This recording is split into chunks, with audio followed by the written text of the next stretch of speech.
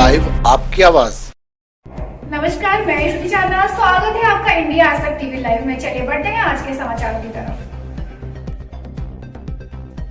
All India Muslim federation के राष्ट्रीय अध्यक्ष बाबर खान ने कहा, सभी धर्मों का सम्मान करने वाली सियासी पार्टी ही बना सकेगी उत्तर प्रदेश में सरकार। ऑल इंडिया मुस्लिम फेडरेशन मुख्य कार्यालय पर मीटिंग का आयोजन किया गया। पहाड़ी गेट रोड पर मासिक मीटिंग की गई। मीटिंग की अध्यक्षता बाबर खान की। उन्होंने कहा, इस समय चुनाव का दौर चल रहा है। हर सियासी पार्टी जनता को लुभाने में लगी। हम सबको बहुत सोच समझकर मतदान करना है, जो हर धर्म को सम्मान और रोजगार दे सके। मीटिंग का संचालन हाजी जमीर अहमद रिजवी एडवोकेट राष्ट्रीय महासचिव ने किया और मतदान के दिन सभी को अपना वोट डालें। खान शेर खान यूनुस राष्ट्रीय सचिव ने कहा, ऑल इंडिया मुस्लिम फेडरेशन एक गैर सियासी तंजीम है। इस संगठन में सरकारी अधिकारी व कर्मचारी भी शामिल है, परंतु पेंशन की उम्मीद की किरण दिखाई देने लगी और उम्मीद बहुत है जल्द सभी को परेशानियों से राहत मिलेगी। बाबू खान सदर ने बढ़ती महंगाई पर कहा कि बजट में गरीब आदमी का बिल्कुल भी ध्यान नहीं रखा गया। मीटिंग में राहत चांद खान, अर्शी खान, नगर अध्यक्ष फैजान खान, नगर महासचिव इकबाल खान, मंडल महासचिव हाजी मुमताज मोहम्मद आदि लोग उपस्थित रहे। मैं जमीर रिजवी एडवोकेट साहब से बात करूंगा। जी बताएं, राष्ट्रीय महासचिव हैं। कि ऑल इंडिया मुस्लिम फेडरेशन सबसे पहले तो भारतीय जनता पार्टी ने केंद्र सरकार में कल जो आम बजट पेश किया है, उस बजट में हमें तो ये नहीं दिखता कि ये बजट किसानों के लिए, गरीब आवाम के लिए या मिडिल क्लास के फायदेमंद। इसमें जो सरसों के तेल आज 200 रुपये किलो बिक रहा है, उसको कम नहीं किया गया है। आम चीज़ों को सस्ता नहीं किया गया है। रसोई गैस को सस्ता नहीं किया गया है। इस बजट में गरीबों के साथ खिलवाड़ है।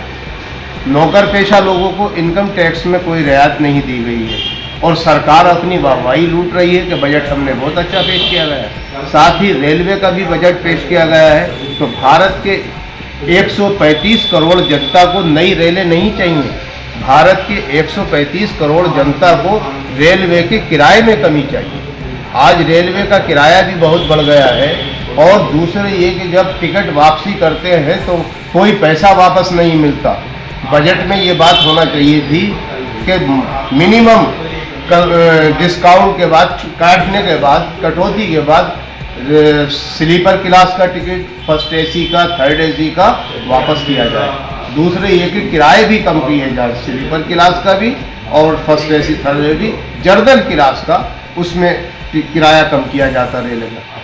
4000 रेलें चलाने से काम नहीं चलेगा। देश की जनता को कोई फायदा नहीं है। इस बजट की में कोई ऐसा खास बजट नहीं है। हम सब ये आवाम के विरोध में है बजट, आवाम के खुशहाली के लिए बजट नहीं है। दूसरी ये कि all India Muslim federation Uttar Pradesh में ख़ास तौर से समाजवादी पार्टी को इसलिए हम हिमायत करेंगे कि समाजवादी पार्टी ने अपने घोषणा पत्र में गरीब आवाम को रोज़ी रोटी से जोड़ने का वायदा किया है। 300 यूनिट बिजली फ्री देने का वायदा किया है और नौजवानों को रोज़गार देने की बात कही है। और जितने भी संप्रदाय इस प्रदेश में, इस देश में रहते हैं, उनको आपस में मिलजुल कर रहने की बात कही है, समाजवाद के साथ रहने की बात कही है।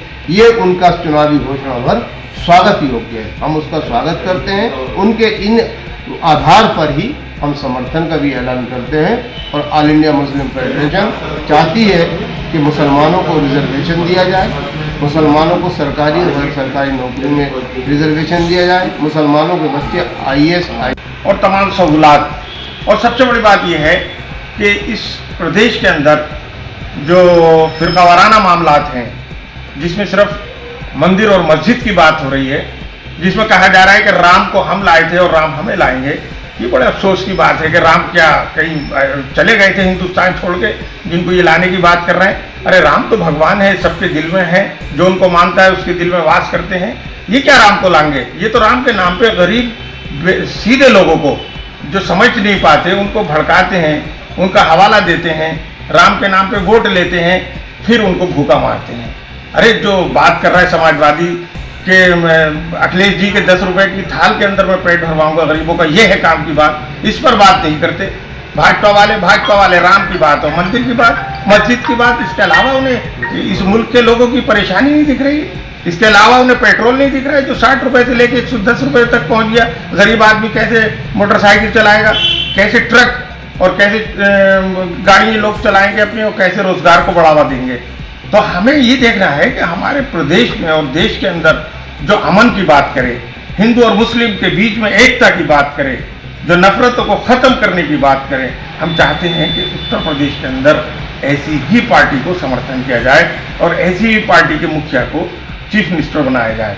और मैं तो ये कहूंगा कि उत्तर प्रदेश के बाहर भी ऑल इंडिया मुस्लिम फेडरेशन, चूंकि झारखंड के अंदर, उत्तराखंड के अंदर और मणिपुर के अंदर और पंजाब के अंदर जहां जहां हमारी फेडरेशन काम कर रही है, उनसे भी मेरी ये अपील है कि वो उन फिरकापरस्त पार्टियों को हराने के लिए भरपूर कोशिश करें और उनको सत्ता में न आने दें, उन्हें सत्ता से बाहर खदेड़ दें, ताकि ये हिंदुस्तान के अंदर एक ऐसा माहौल बन सके जिसके अंदर हिंदू और मुस्लिम जिस तरह से पहले एक ही जगह बैठकर पानी पिया करते थे, खाना खाया करते थे, उनके बीच में उसी तरह की मोहब्बतें हों, उसी तरह से एक दूसरे से मिलकर त्यौहार मनाएं, हिंदू मुसलमानों का त्यौहार मनाएं और मुसलमान हिंदुओं का त्यौहार मनाएं। हम होली की मुबारकबाद दें और वो ईद की मुबारकबाद दें हमारे गले मिलके।